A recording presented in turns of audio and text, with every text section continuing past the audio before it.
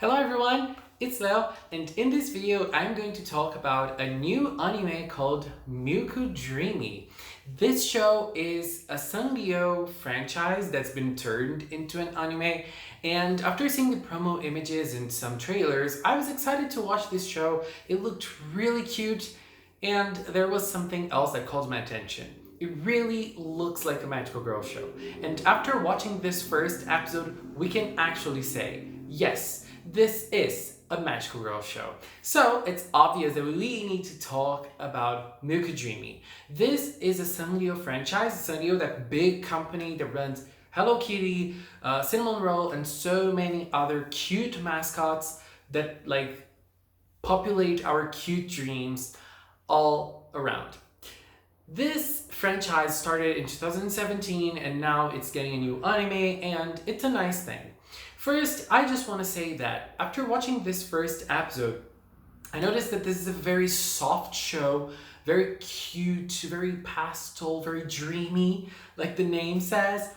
And I think, as we always talk about Precure here on this channel, I think that Mewkledreamy is more or less to the same public as Precure, but I feel like Mewkledreamy is focusing even on younger girls than Precure does, because the tone is not really the same. The tone is a little bit different, and even though they're both children's shows, I still feel like Mewkledreamy takes things to a softer level than Precure, and that's not a bad thing. So after watching the first episode, I feel like I'm gonna stick with this show. I don't know how many episodes this show is gonna have, but I feel like it's going to be a cute and soft ride, and I'm excited for this. And I also think this is a good thing because it feels like Precure isn't really having a competitor lately, because it had Aikatsu, for example, which is a very big franchise for girls as well.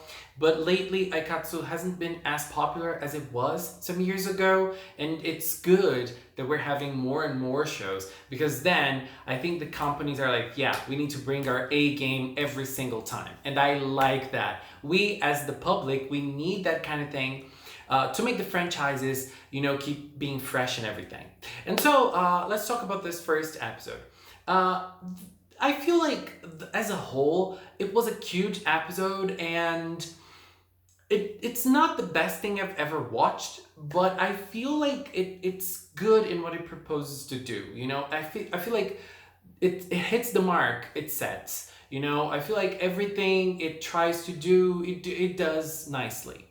And so we start the episode with a little bit of contextualization with a kingdom up above in the sky, and in that kingdom they create stuffed animals to go with their dreamy partners. I don't remember the names exactly, but when they're doing that, it really strikes me as cute. Everything about that kingdom, everything about the creation of the stuffed animals. Cute, cute, cute, cute. Oh my god, that's so adorable. Oh my god, that's so cute. Every single time. And I think that's one of the things that the show's trying to do. But then the queen wanders and enters the scene, and I was like, girl, work. I absolutely loved the queen. She looks fierce. She looks dreamy as well, and I love her hair that starts blonde and then turns into green. I just love that.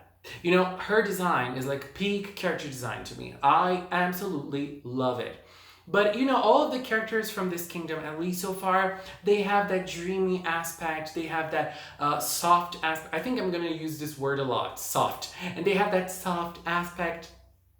And what happens is that one of the creators of the stuffed animals, they let one of the stuffed animals fall from the sky into someone's house. And then we get to meet our main character, Yume. And Yume, I feel like she is the one that stands out the most. I mean, she's the main character. She's the one that stands out the most, apart from her mother, that stood out a lot in this episode, because she kind of has this personality that breaks the mold a little bit from the rest of the show. Because Yume is someone who's not really paying attention to her surroundings, who's not really the cutest girl. She does things recklessly, and I just kind of liked that. It kind of irritated me a little bit, and I'm gonna tell you why. But then, like, Yuma does not want to wake up, and then we get to see her mother, who's very hyper and everything, and then like crazy, and then she was sleeping, and then the queen meets her in her sleep and tells her that she needs to find a stuffed animal, blah, blah, blah. And then, when she wakes up, she goes to the balcony of her house, and then the stuffed animal falls into her hands. One of the things that didn't really particularly hit with me in this show is the impact. It lacks impact for everything it does. And I feel like that's kind of the intention, you know? Like, me as a person, I do like when scenes have impact, you know? And this show doesn't. And I understand it, you know? I'm not gonna say this is a bad thing, because I don't think the show tries to do that anytime. You know, I don't think the show is set up to do that, or the show is trying and not achieving it. No, it just doesn't try to give you impact in the scenes. And that's fine. Like, when she meets the stuffed animal for the first time, the scene was so soft. It was so soft. And I was like, okay, work, you know? I was okay with that. And then, like, the show progressed with Yume not believing that stuffed animal was real. And I think that took too long for her to actually accept the stuffed animal. She goes running up to the street, she meets some friends, and it's nice because we're contextualizing like her surroundings, and that's a good thing. But I didn't really like how long it took for her to actually understand that stuffed animal was real, and that, you know, she had to be her partner and everything. Like, girl, it took way too long, in my opinion. And then we get to see that there are like evil stuffed animals as well, and then those evil stuffed animals, they like try to take something bad that's on your mind and turn that and twist your personality. And that happened to her mom, and then we get to see her mom going all crazy and everything. And like, here we get to the magical girl point of it all.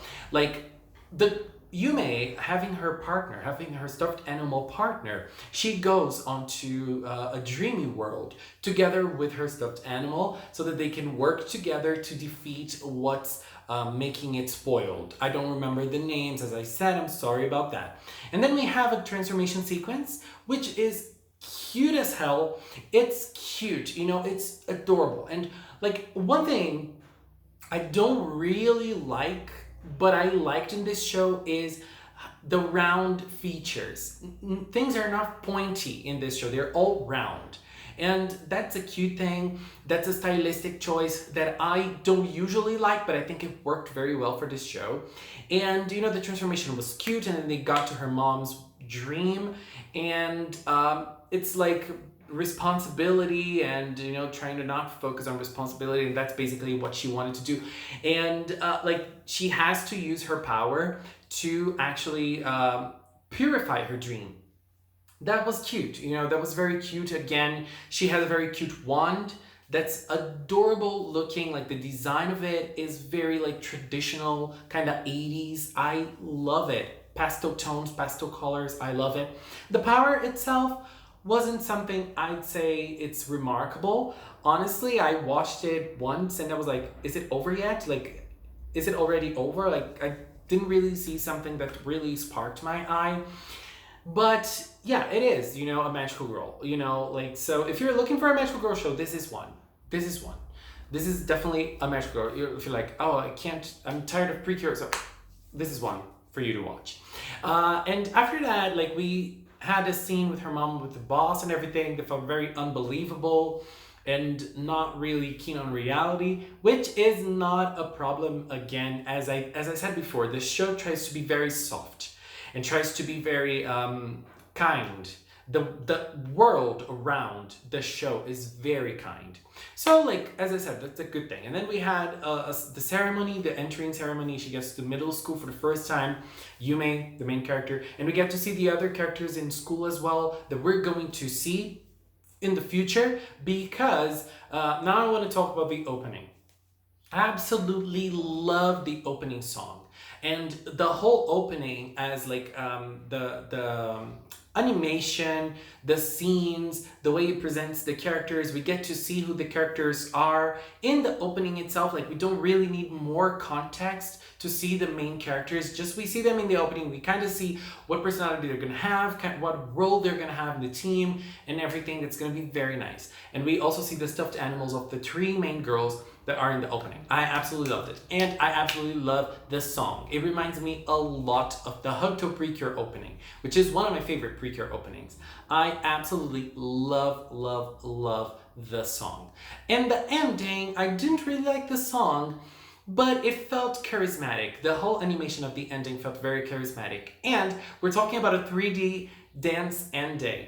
Precure much? I just love it. You know, it wasn't Precure that brought it up for the first time, but I feel like Precure actually, you know, hit a landmark with the dance endings, and it's always going to be remembered as the show that does dance endings. So, like, the comparison is inevitable. I'm not saying they copied Precure at all, but maybe took a little inspiration from that. And it works for kids' show, and it's a point for kids to learn. It's a dance for kids to learn, and I think they're gonna like this one. As I said, I didn't really like this song, but I think that the characterization overall was very nice. The dance was very nice as well. So, Mewkledreamy, I think it's going to be a cute healing show. As I said, it's very, very soft. So if you like this kind of tone, you're probably gonna like Mewkledreamy. I don't know if I'm going to watch it until the end. I don't know if it's going to have like 20 episodes or 50 episodes, probably 50, based on their target audience. But I think I'm going to keep watching. If the episodes keep on being like entertaining and having things to talk about, I'm gonna keep doing videos on Mewkledreamy as well. Anyways, that was my view on the first episode of this adorable show. Please leave a comment with yours. If you haven't watched, go watch it and then come back here to talk about it. Please like this video, share with people that you think are going to like this kind of content. And thank you so much for watching. And until next time, bye bye.